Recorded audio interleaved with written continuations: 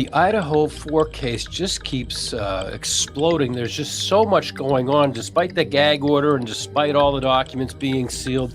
There's just so much going on with this Kohberger case, Lainey. Yeah, and that's why today we've brought on EvilleCJ and his firsthand experience about the location and everything going on where the Idaho 4 case took place. And we're going to see what he has to say on today's.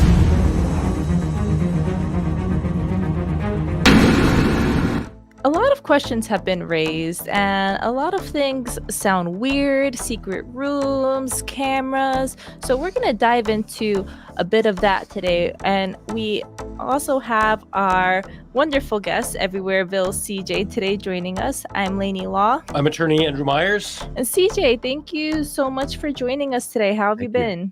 Oh, I'm doing good. Appreciate you guys. I hope you guys have been doing well. Yeah, thank you. And I hope everybody's had a wonderful new year. And so, for those of you who may not be familiar with your channel, obviously be sure to check out the link in below and subscribe. But what have you been up to lately on your channel? I've been in the studio lately. We've just been kind of going through a lot of the speculation and the rumors out there and kind of trying to put real information out there with real links and real facts just to kind of combat some of that, because a lot of us out here in the true crime community, we really do work hard, and you guys do too, even doing your research, and it does take time. And having to take time to do research on things that are easily shown that don't exist or not there is something that's important, because we all do this together as a community, and I think that it's important that we all can make sure that we stay focused on the things that can really help truth and justice in the future. Mm-hmm. And one of the things that we've been seeing a lot of comments about and haven't really addressed, and I'm wondering if on your firsthand on your firsthand experience going down and seeing everything where the Idaho 4 case happened, I wanted to ask you today, we've been hearing a lot about secret rooms, secret tunnels, extra windows. What do you make of all what's of that? all that about? I don't know. I mean, there was a lot of talk in the beginning of the year about tunnels and stuff, but really, I watch a lot of documentaries, and I always have since I was young. And I've watched documentaries on tunnels that exist under cities, and so they really do exist under cities. So nobody's out there saying that they don't exist. What they're saying is that they don't exist to 1122 King Road. Go into the property or into a secret room that leads to a tunnel and such like that. Now we've done videos where we've dug on into it. I've put the links in the description for anybody to really go do the planning themselves, and they could actually see all the information that's out there. Yeah, I mean, where does all this come from? I mean, yes, the University of Idaho, like a lot of schools and hospitals and other types of places, they heat with steam, and there's a steam generator. And yes, there are tunnels that go underground, but there's a map that's available, and they've made it available, and they show you exactly where those steam tunnels are. And notably, those tunnels are, I'm sorry, yeah. Notably, those tunnels are so hot that they heat some of the sidewalks so that they don't have to plow them and shovel them. So it's fairly well known where these tunnels are. And as you've pointed out, and I think also shown on your podcast, you can actually get a map of where the tunnels are. So it's not a mystery. It's no mystery. And you're right. They don't go near 1122 King Road. That is not close enough anyhow that somebody just ninja like popped up out of those tunnels and did what they did and then popped back down. So I don't know where this all comes from. I really don't. Do you? No, I don't. There's going to be, I've heard conversations, where they had the infamous photo that was taken with the phone from a gas station, that's showing the white car leaving. There's speculation out there that it's sitting on jacks. There's so many things, like it's floating down the road on jacks or something. There's so many things out there. I think it's just, I don't know. I almost felt like mainstream media knows that we're taking their viewers and their time and their sponsorships, and maybe it's them just trying to put misinformation out there to confuse the community, so then you don't trust the community on YouTube, you go back to MSM. Well, there are different types of YouTubers, and I'm not going to cast any aspersions at any of them, but there are YouTubers like yourself who you spent a lot of time going out to Mhm. Moscow, Idaho, and to Pullman, Washington, and driving around and then sharing the results of what you did out there. And there are excellent people like yourself Yeah. who actually, talk about the facts and talk about the law. And then there are others, and I don't even want to mention their names, but there are others that, make things up. For example, I want to ask you a little bit about some other topics, but before I do, I just want to put the tunnel thing to rest. In addition to those steam tunnels, which exist, and they're not anywhere near 1122, there's also every city, every town of any size has storm drains, so that when it rains, it siphons off the stormwater so that your street doesn't flood. And there are also maps of those. And one of the storm drains goes kind of close, but not really, to 1122. So someone posted the storm drain map and said, "Oh, that's where the steam tunnels are." So it's like, no, it's that's apples and oranges. They're No, two different things. But that's they where are. that came. What? They are two different things, Yeah. and there is going to be one of those because it's an elevated area that goes down, so it Yeah. has to have somewhere for the water to run. But the tunnels are very important, though. Mhm.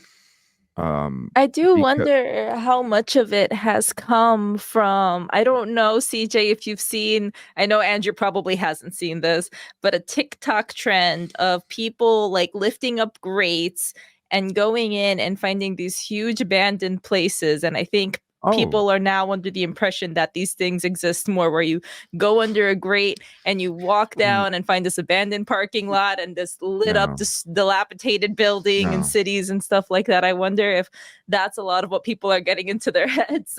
no. They better have their tetanus shot before they go down there. Oh, yeah, that's On your Number next one. trip, we're gonna have you going through lifting up manholes and Yeah, seeing what you can find. you're not gonna find tents right around there. No, no. that I never heard of that though. That's funny. No, me neither. The other tunnels are allegedly mining tunnels, and I'm saying to myself, wait a minute, no, because I grew up in an area of Pennsylvania where there was, even when I was a little kid, there was still some coal mining. Not anymore, Right, but when right. I was a little kid, there was still coal mining. Those are the entrances and exits to those tunnels are edifices. They're huge. They're Yeah, big, and yeah. not only that. So everybody would know where they were. And the other thing is that, somebody's mama or daddy or granddaddy would come forward and say, "Oh yeah, I used to dig the coal. I used to mine the coal, and I know we had a tunnel that went right in." So there's no. So No, especially not a steam tunnel because no. if you even, that's pressurized. Yep. That's how the steam travels. It has to be pressurized. So there's not going to be open holes.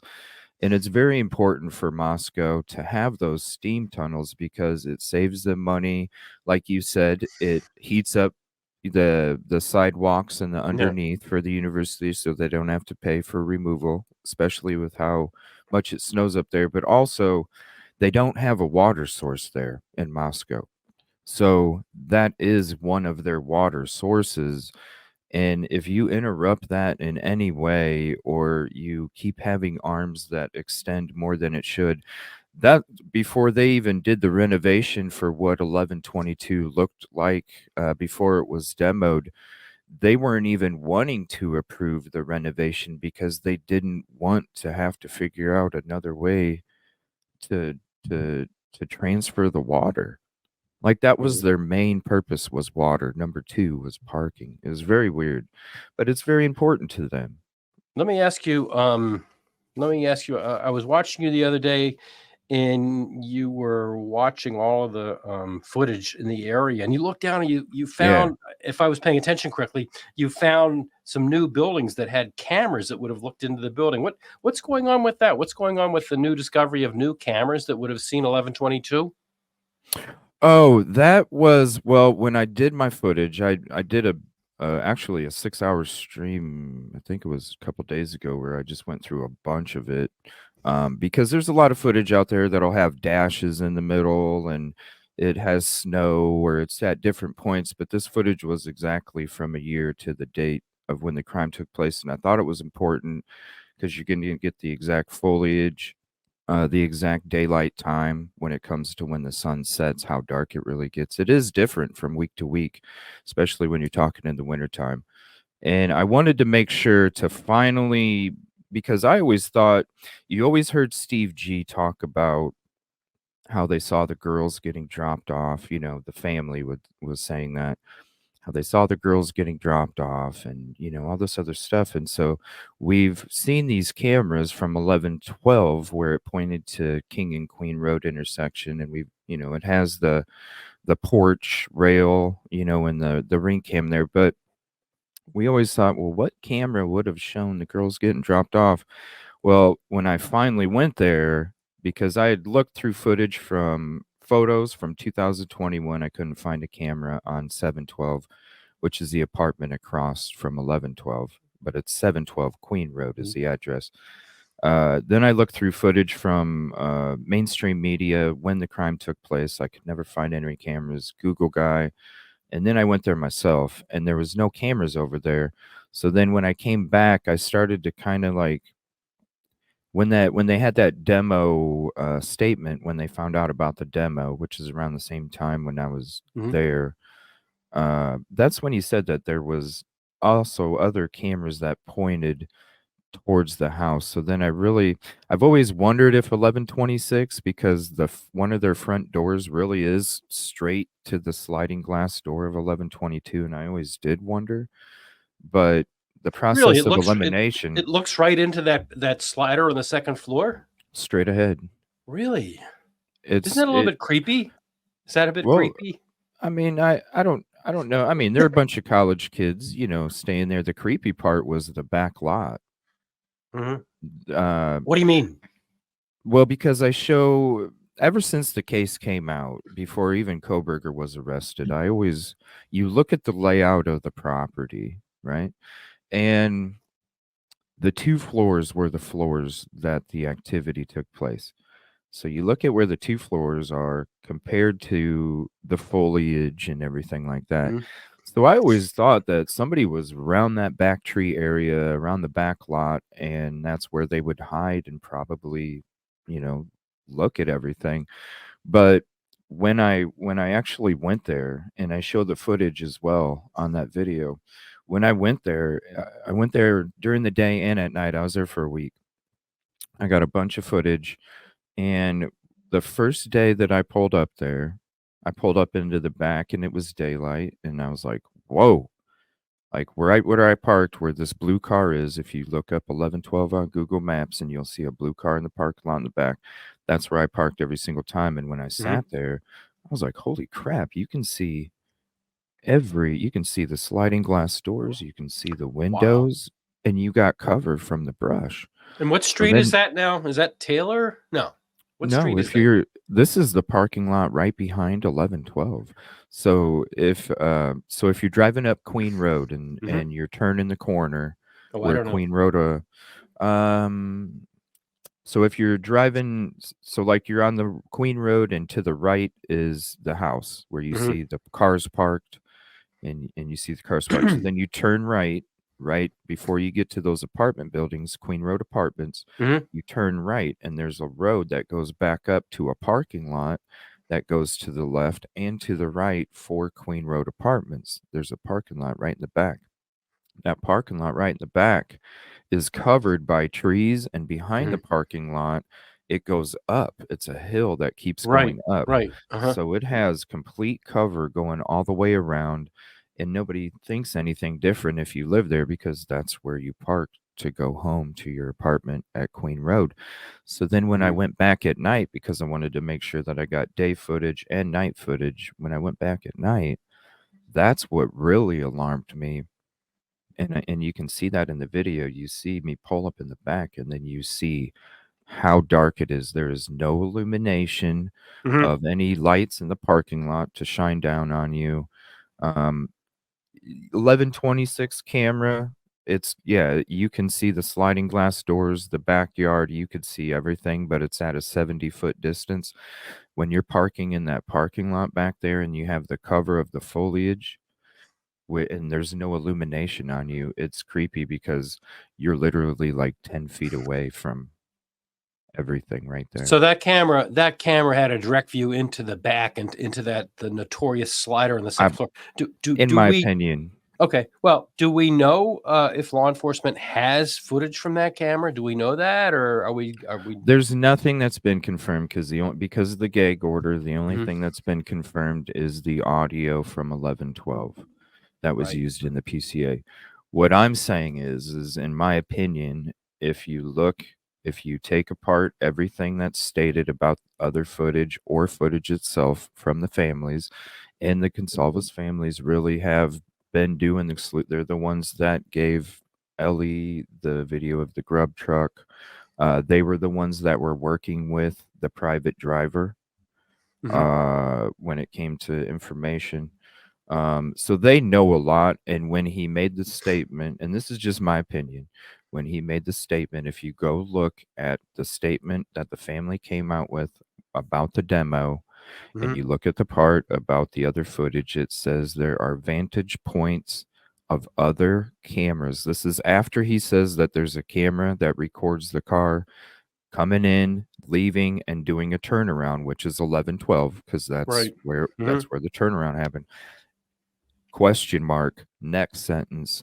There are vantage points of other camera evidence that point towards 1122, and it's the only thing that makes sense to me after breaking it all down. Well, my understanding, and do you think it's still true?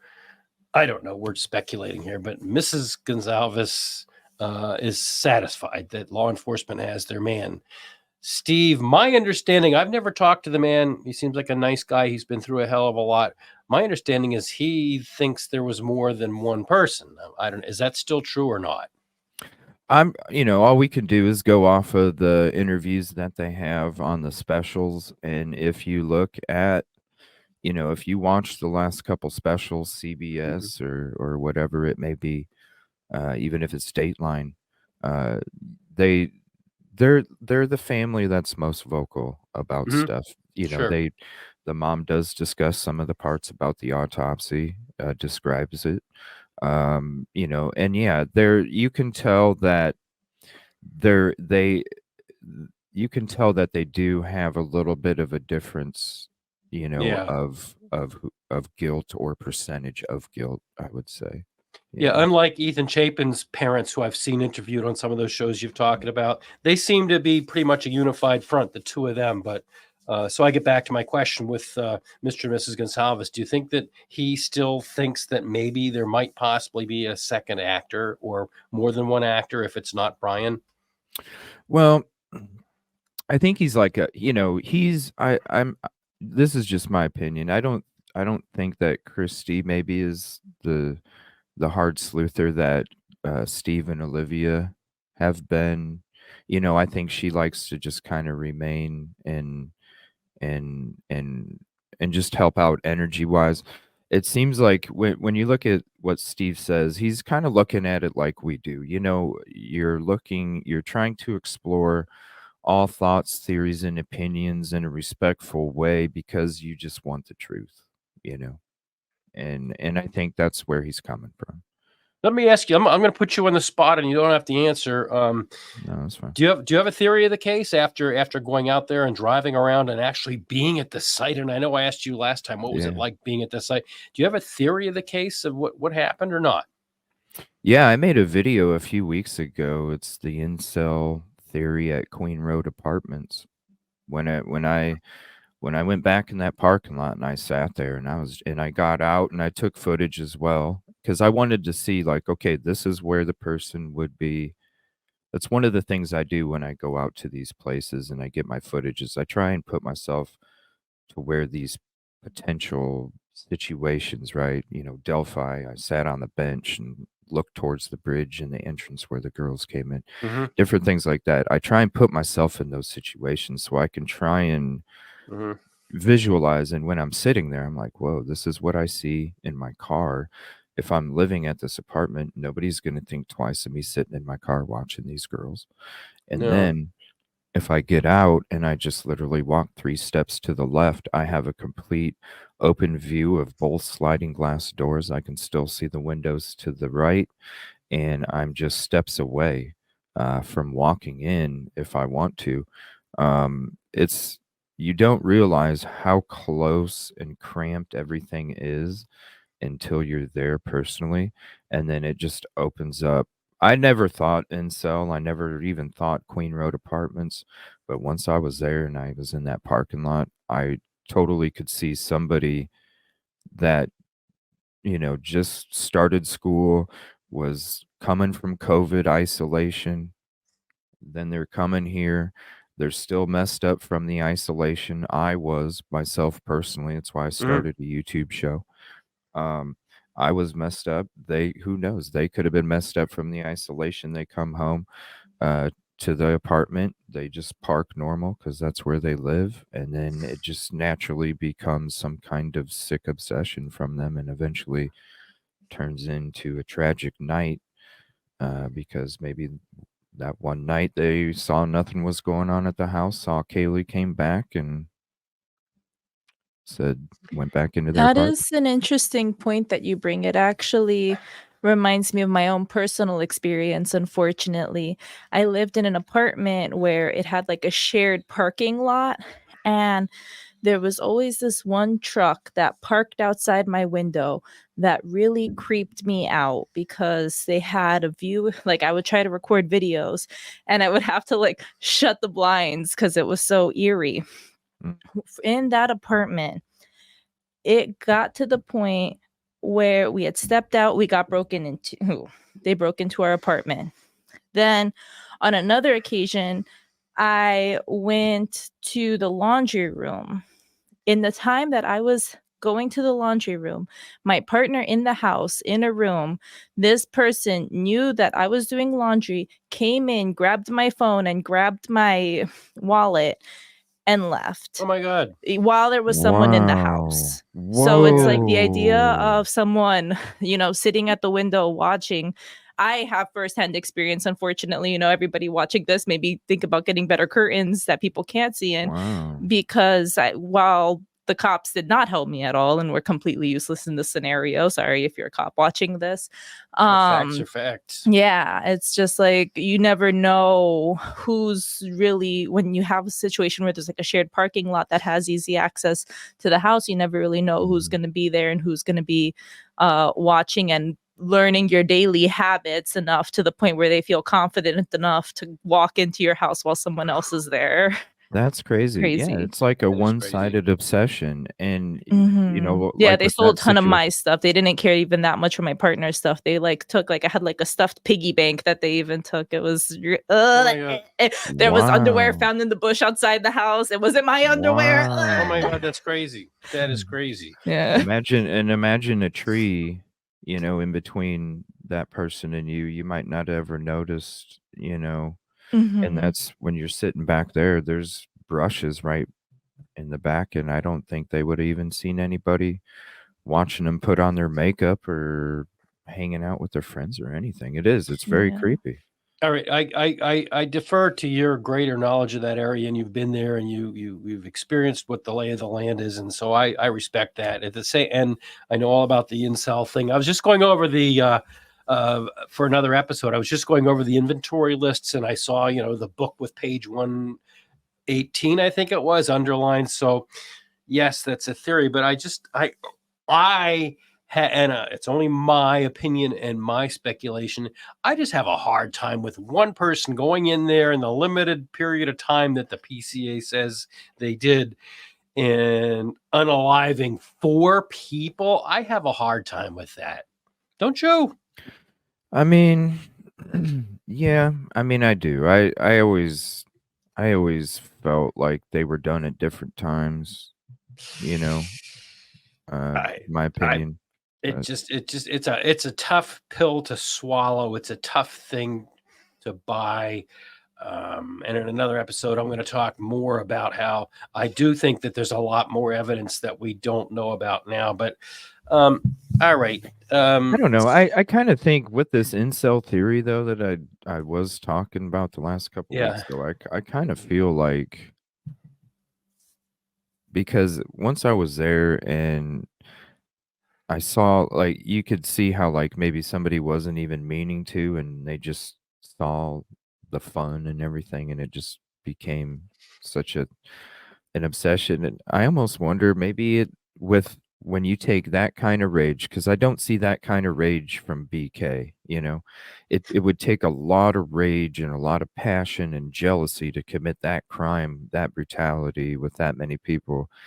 And it almost makes me feel like after the Queen Road apartment, living right there, waiting for the night that there's nothing happening at that house, because it was a party house. The one night something's not happening, and then all of them are intoxicated and just starting to sleep. And so maybe they were able to do it that quickly because they were still in that state of intoxication and just getting to sleep. And I almost think like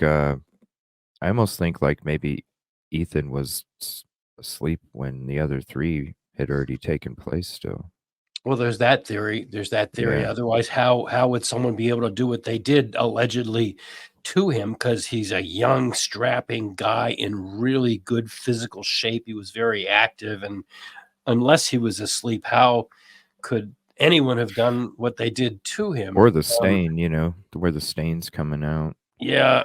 I've just always had a hard time believing that one person would be able to muster up that amount of rage and exert their rage on 4 people. It's just, that's something that I have a really hard time with, and I think a lot of people have a really hard time with that. Well, I mean, those same 4 people were probably outside a lot, were probably on the deck a lot, and the person that lived right next door continued to see them having fun, and maybe this person was really fit and active. They were just socially awkward, and they got frustrated at their social awkwardness, and it just turned into like a denial or rejection, and they were rejected from them all because they were mad they were all having fun and they couldn't. I really don't know, but I mean, and yes, I know people will yell at me for victim shaming, but I mean, it was a party house, and as I said before, I'll say it again: if somebody asks you, "Hey, you want to party?" they don't mean, "Do you want to pin the tail on the donkey and eat Doritos?" The Urban Dictionary, one of the definitions of party is drugs, and you can't tell me that a party house where people are coming and going and in and out. And one of the 3 times the police went there in the months before this occurred, at least the person that came to the door said that nobody that lived there was there. So there's something screwy about that. You can't convince me that that didn't have something to do with this taking place. And there's all kinds of rumors out there, and I know I'm just speculating, but again, you can't tell me that kind of a place that has that kind of stuff going on, something like that didn't happen. I don't know. Did you get any feeling for anything like that or not? I mean, it's known. It was a known party house. I mean, I even had I was going through an old show from the springtime, and I had a guest on that had went to the University of Idaho and partied at that house, and they said it's always been one of those party houses because of the location, and it's right by Sigma Chi. It's off of the university grounds. It's one of those spots where there was a lot of rotation too. There's a lot. I remember your guest I remember that guest because you were talking about them again. I think somewhat recently you were talking about that guest that it didn't matter who the residents of the building were. They came and they went, but it was always a party house. That was just a place that was known for that. So, yeah. Not shaming at all. Not at all. No, it's a fact, and I would have been partying. I would have been partying.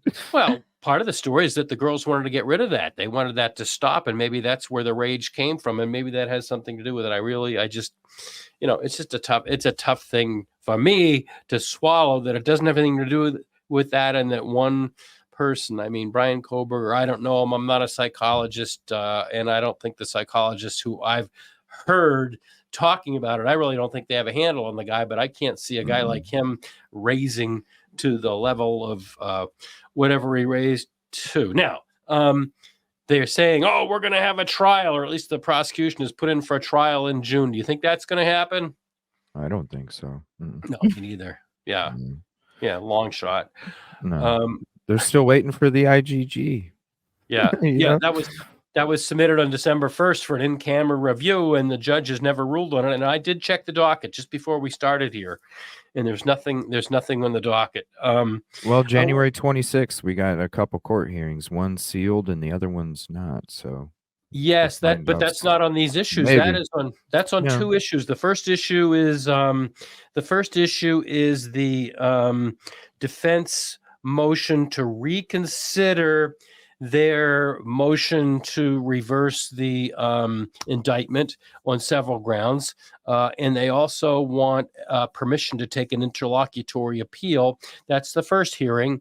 Then the second hearing is the scheduling hearing as to whether, the prosecution filed a motion, as you know, and you've talked about, to have the trial in the summer. So the hearing on the 26th is in part on the indictment and in part on the scheduling order. But, if defense is going to be appealing this to another court, how can they have a trial in June? That's not going to happen. Do you think they're going to go to the Supreme Court? Well, I mean, I know they got to go to Idaho Supreme Court first, but right. They're going to do the same thing, I would imagine, that the local did, wouldn't they? Well, those interlocutory appeals are very difficult to begin with, but then in Idaho, they have a separate kind of a matrix of a couple of different options for those appeals. And I'm only licensed as an attorney in New Hampshire and Massachusetts. I've said that many times. I did look a little bit at the Idaho procedure, and there's 2 or 3 different routes they can go. The first route, which isn't going to happen, but they have to take it. They have to ask the judge in the district court, judge, to reconsider his denial of their motion to, overturn the indictment. And of course, he's not going to go for that. What judge wants to reconsider and admit that he was wrong? Then after that, they want to ask the court for their permission to take an interlocutory appeal, which means take it up to the next level, to the Idaho Supreme Court. If I can't see the judge granting that either, but then there's a procedure in Idaho, which is kind of unique, where they can actually go directly up to the Supreme Court of Idaho and ask the Idaho Supreme Court to rule on whether or not they may appeal the denial of their motion on the indictment. So it's kind of a convoluted kind of a procedure. From my research, the Idaho Supreme Court rarely grants permission for that review, and even where they do allow that review, even more rarely are they successful. So, if it goes that route, it's going to delay things for a long time, and we're not talking about a summer of 2024 trial. We're talking about a 2025 trial. So I'm not going to lay odds on it, but it certainly throws a spanner in the works, as some people would say. Well, but they, in order to get to the Supreme Court, they would have to do what you just said, right? Either them get it denied, or not even consider it, because they have to do that, right? Do you think they would go to the Supreme Court? Yeah, of course they would. Of course they would. You think they'll go all the way to the Supreme Court? Of Idaho, yeah. They'll try. Oh, sure. Not the Supreme Court of the United States. I don't think the Supreme Court of the United States is going to hear an interlocutory appeal between 2 Idaho courts. No. I don't think the U.S. Supreme Court would. Now, if the case goes to a final judgment, and if the case then goes to sentencing and the sentences to the death penalty, then I can see it going to the Supreme Court. But at this stage, where it's just an appeal between two different courts in Idaho, I don't think the U.S. Supreme Court would dirty its hands with that. They have other stuff to deal with. Thank you. I appreciate that. I don't know. I would be interested to see what your friend Yoli has to say about that. I know. We need to have all of us on a show sometime. Well, no, because she is a criminal defense attorney. I am a civil litigation attorney. Oh, she's a civil attorney. Oh, I thought she was a criminal defense attorney. Oh, no, okay. she and shout out Yoli. She joins the show a lot. This case makes her want to become a criminal attorney because she sees all the stuff that's going on in Idaho, and it drives her nuts. Well, she's bright. Oh, she's a beautiful person. Yes. I don't mind. I don't mind doing criminal stuff now and then. I think I'm good at it, and I know enough criminal defense attorneys that I try to usually link up with them to work together with them. That's usually how attorneys work in cases like this. I mean, look at Bryan Kohberger. He has 3 attorneys. Right. And so that's usually how we work, because it takes more than, one head, especially if he's going to go in front of a firing squad, which is which is a possibility. I'm not saying it's likely, but, the state of Idaho changed the law back in 2023, and they reenacted the firing squad in 2023. Yeah, shortage of chemicals. Right. Shortage of chemicals. Well, all right. Go ahead. When do you think the trial's realistically going to start, with all of this stuff that's going on, and what you think could be a possibility coming up in the future with these different motions and hearings and things? Do you think it's going to be a 2026? I was going to say 2025. I've heard other attorneys who know more about the Idaho proceeding. If this case was in Massachusetts or New Hampshire, I'd feel more comfortable. But I've heard other attorneys who are more familiar with the local practice in Idaho. I've heard them say 2025. So 20. Early or late? What are they saying? I don't. No? I would say summer, so we don't interfere with the school buses. Yeah, there you go. God. There you go. You're the weatherman for the future. Did you actually read the motion that the prosecution filed for the summer trial? Did you read it? Yeah, we went over it. I think Yoli read it that night. We had, because usually when the documents come out, I always let her read them if she likes to. Yeah, you're good at that. Well, I was admonished by our commenters. I was admonished to, seriousness of purpose and all that. But I've never seen a motion for a trial date, defer to the high school being next door and to, the hotels and the Isn't that crazy? Isn't that crazy? Why don't you just change the venue? Because really, like, if you're thinking that waiting until out of school is going to be better, you're going to have more children and kids running around, and it's nice out. What do you think? You're going to have more people in the community. And yes, it is true. Like, I'm going to be honest with you. Even if it was a ghost town, they would be having issues with parking. Well, yeah. They need to change the venue. They just need the courts in Massachusetts always have a parking problem. Always, always, always. Doesn't matter what time of the year or, summer, winter, spring. Do they have fall. more than 8 spots? Well, some of the courts don't have any spots. They just, there's an old court in Cambridge, on Cambridge Street. Thank God they've taken the civil and criminal sessions out of there and moved them up to Woburn, where there's plenty of parking. But the old Cambridge courthouse, it was the old Middlesex Superior. There's no parking. There's no parking at all. Fortunately, at some point they built a mall 3 or 4 blocks away, and so you can park in the mall parking lot. But other than that, there's no parking, and it's surrounded by resident. Massachusetts, we're so friendly to people. No parking, resident parking only. So and then it snows and rains and wow. I'm talking. We get a lot of snow. It's horrible on a beautiful summer sunny day, but then you add that in and forget it. But anyhow, I don't see the trial happening anytime in 24, and I've heard other experts say 2025. If I was Bryan Kohberger, I'd be jumping up and down. I'm innocent. I should get out of here. But you don't hear that. You know?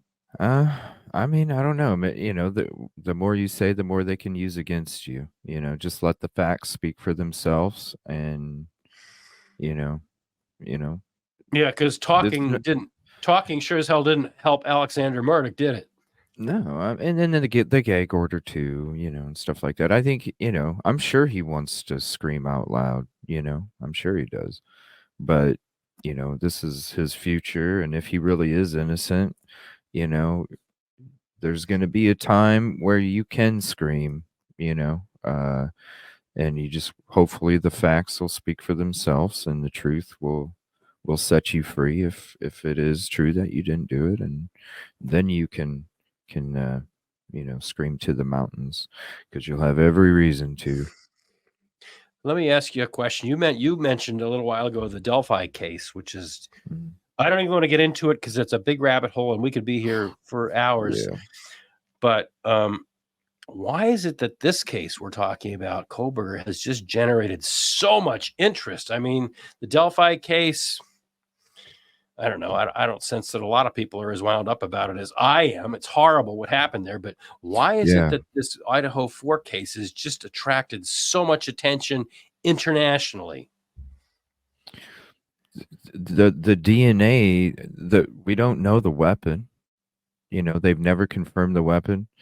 So to say that skin, you know, touch DNA on the most protected part of a knife sheath is the person that committed the crime, it's you're leaving so many things to question.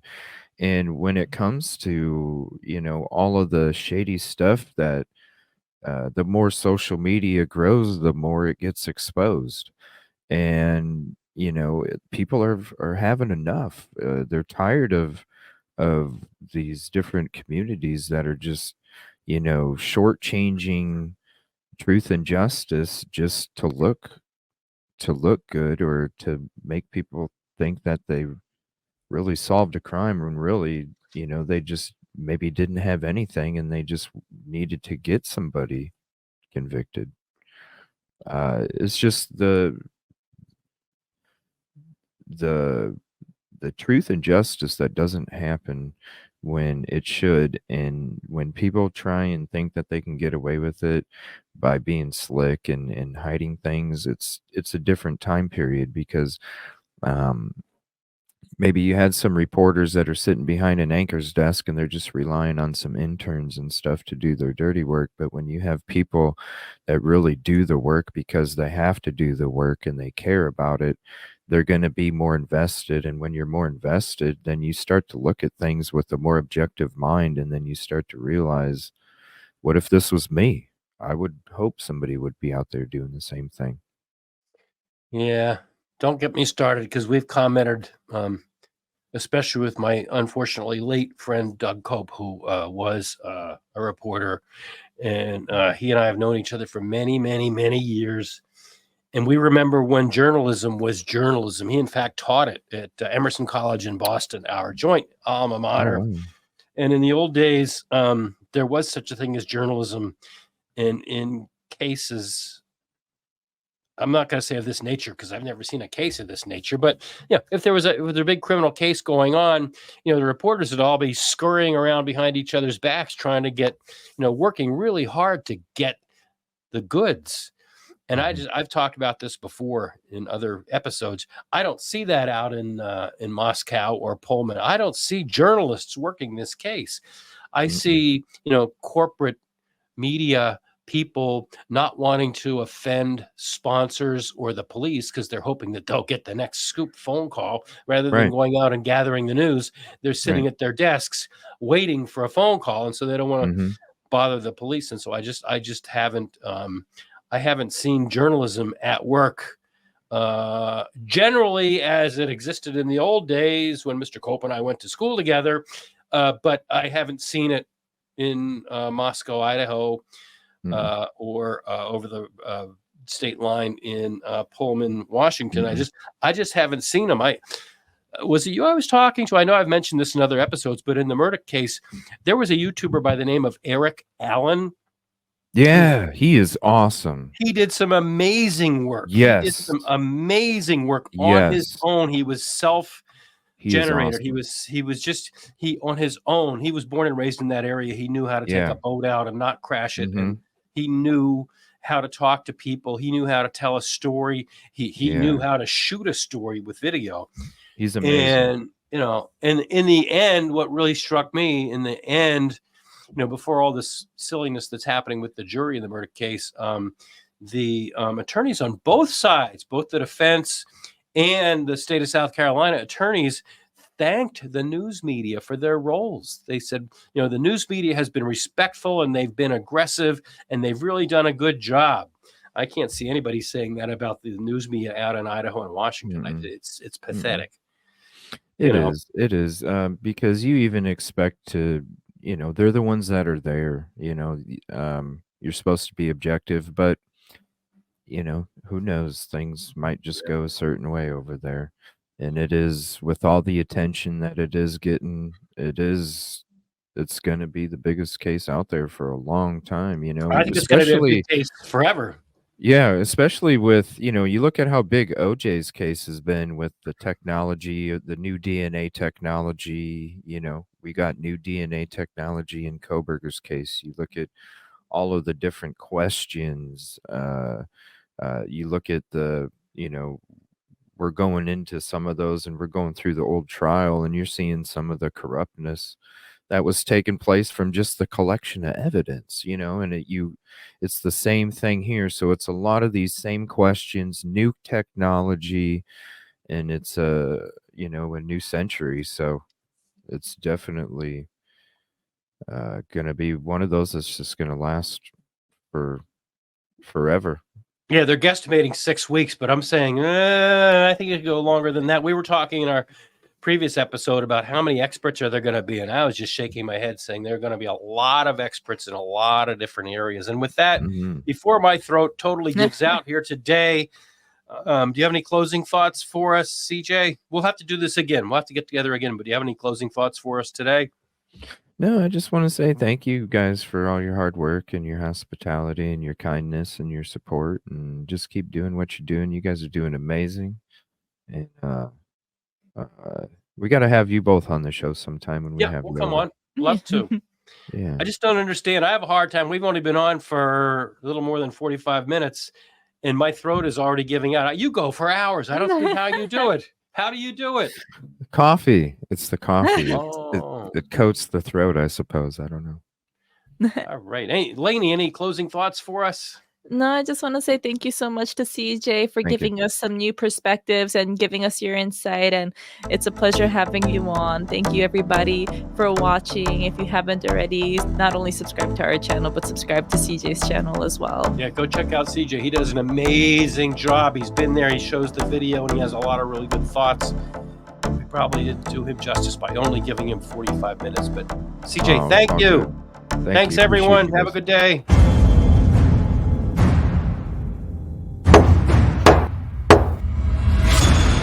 You have been watching About the Law, a production of the law offices of Andrew D. Myers in Methuen in the Merrimack Valley of Massachusetts and in Derry, just outside of Manchester, New Hampshire. Remember to click the like and subscribe buttons down below. And if you enjoyed this video, be sure to share it with your friends and others. If you'd like to talk to me about an injury case, a car accident, a slip and fall, a serious bodily injury case, or some other case, please feel free to contact me. I'd love to talk to you. You can contact us through my website at attorney-myers.com. We have a contact us block, or you can call on one of the telephone numbers we've given there, or you can email me at andrew@attorney-myers.com. The foregoing is offered for informational purposes only.